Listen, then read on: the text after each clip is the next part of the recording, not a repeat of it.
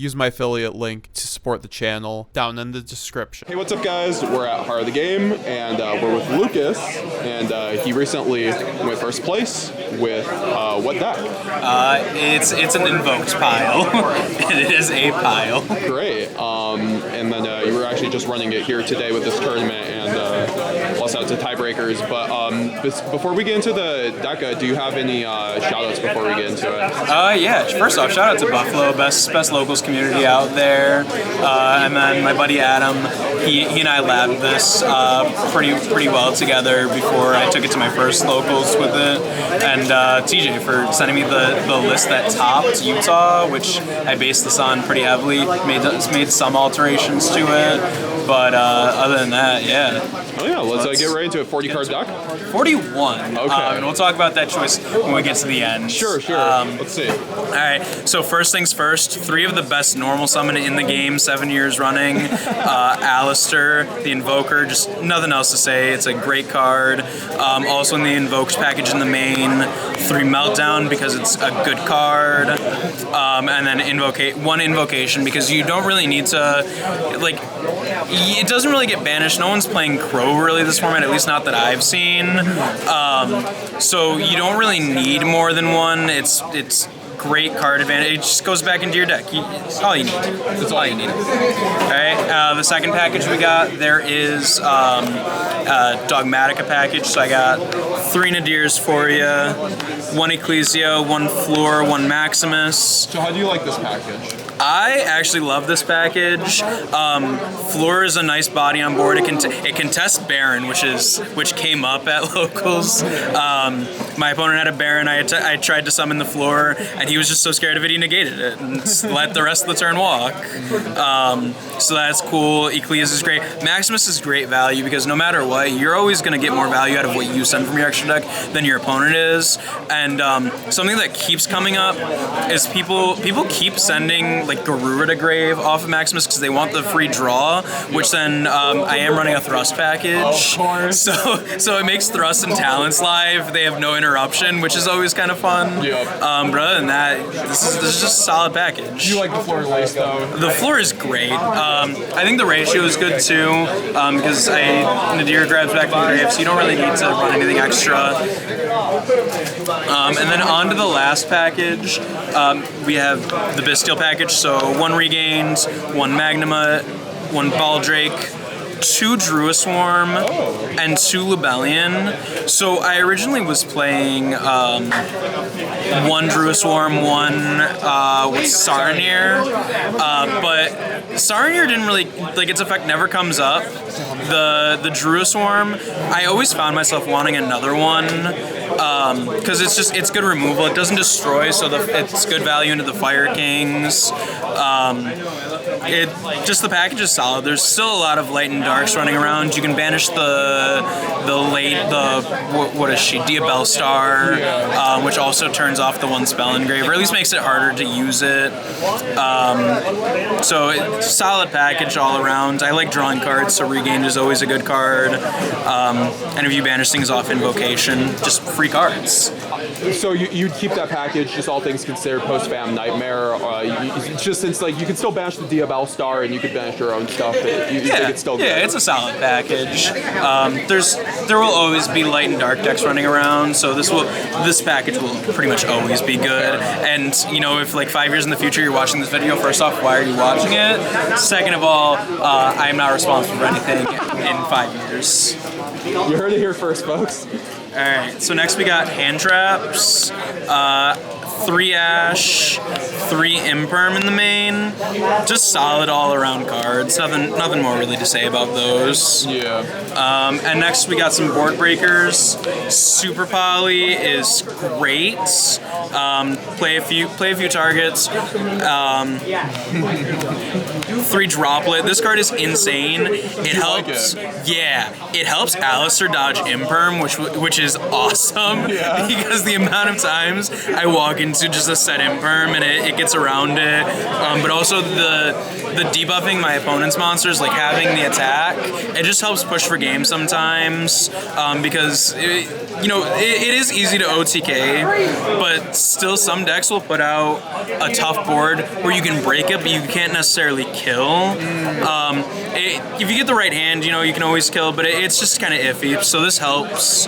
And then one Duster, just to respect the back row decks, and also because I'm playing the Thrust package. Makes sense. Yeah. So it's just a good card for breaking back row boards. 2 Fenrir. How did you like those? It's hit or miss. I find myself siding it out a lot going into games 2 and 3, but it does come up from time to time. Originally, this was Pankratops. Oh, really? But I think what puts this over the edge on Pankratops is just the fact that it replaces itself. Like, it gives me discard fodder for Super Poly or the droplets. But overall, I just needed something else to help push me over the edge when breaking boards. Or in the rare event that I'm playing against a blind second deck again, and they tell me go first, like this is fine to go in. Yeah. It's not the best card, but it gives you a little something to do in case you're like struggling. So those two, and then we got the Thrust package. 2 Thrust, 1 talents. How did you like the Thrust package in here? It's great. Usually I grab Feather Duster to help break some back rows. Like I said, everyone's sending Garura off of when I activate Maximus, so it just turns these live, and it's free real estate. Would you ever up the ratio? I don't know. I like 2 and 1.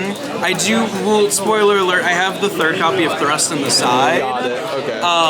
But I usually don't find myself throwing it in unless there's something I really want to dig for that'll help me in a key matchup. Like maybe against Lab, toss it in so that I can increase my chance of seeing like Duster or Lightning Storm, or just anything really to help me break boards.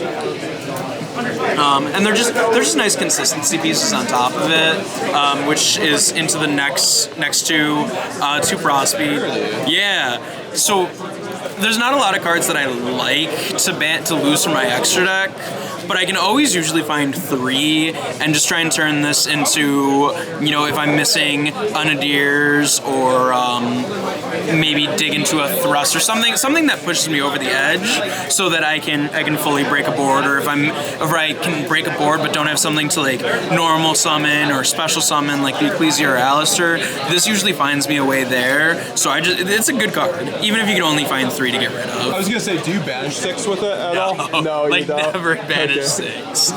Sometimes that does hurt though because you don't dig as deep, but it's still a good card. You still get 3 cards deeper, which you normally you need more efforts to do. And then the last thing, in the main, the reason it's 41 is a single copy of Schism. So one of the things that I noticed after my first run through with the deck is if you don't kill and you're playing a deck that has a lot of recursion, like if you can't, against the Horus package, if you can't out the Goldsart, you're kind of in trouble. So you don't die to Crackback, the 1 Schism, so you send, App Cologne off the Maximus and you search this and just make win down to your opponent's turn. It's really nice having just a walking floodgate. But I couldn't find anything to take out for it, so that's why it's 41. Don't roast me in the comments. But yeah, Schism's a great card, honestly. It came up a bunch today, and pretty much every time since I put it in the deck. Okay, great. Would not cut it then. Would not cut. There are some matchups where I will take it out and going into like game 2 or 3 if they don't put up like a super menacing board, because then I put in something that'll help me push for game instead. That's like a break glass in case of emergency sort of situation. Great. Let's do the extra deck. Yeah. So first things first, playing an Aleister deck, you gotta have an Invoked package. There's the best fusion, Mechaba, Purgatrio to help push for games, Agoides. It's just a solid card for follow-up, help break some boards. It destroys cards, and it boosts itself by banishing a fusion from graveyard. So sometimes some problematic monsters you can get rid of. One Ryzeal, which I'm not totally sold sold on this card right now. This is part of that list that topped that I saw and was taking away from it. Like I kind of get the idea of why he's playing it, but I'm not in love with it. I didn't make it at all. Sometimes I just banish it off of Prospeed to get the 3. But like if you get trolled and you really don't have it, I don't know really when you're gonna be stuck with I guess I gotta make Ryzeal. Yeah. But in case of emergency, it is there. I did contemplate making it against a purrely player earlier in the week because she drolled me, and I figured this turns off the little cats. But I ended up just making Mechaba because it's an all-around better disruption. Like, it's cool. Might cut it in the future, but to be seen. Fair enough. And then we get into our Nadir and Maximus targets, which Garura's great because not only is it dumpable off of those for the draw, but also it's a super poly target. So usually more so than the Nadirs, I use this to break boards, but it's flexible. It can be either. One Titanic Clad to search the floor, the App Cologne and the Winda, grab Schism, make Winda. This is so strong. Yeah. Like, even if I'm told to go first, that's another thing that happens from time to time is like you run into another blind second deck. It doesn't happen super often, but happened to me. And I had the Nadir, so I just hard made the Winda on their turn. They couldn't do anything to get rid of it, so that was great. And then to round it out, the Tis is great. I almost wish I could find space to play a second one, maybe cut the Ryzeal for it. But overall, solid card. Performs really well. Really helps in breaking the boards. And then last two super poly targets, Mud Dragon and the Starving Venom. Oh, really? Yeah, they're just...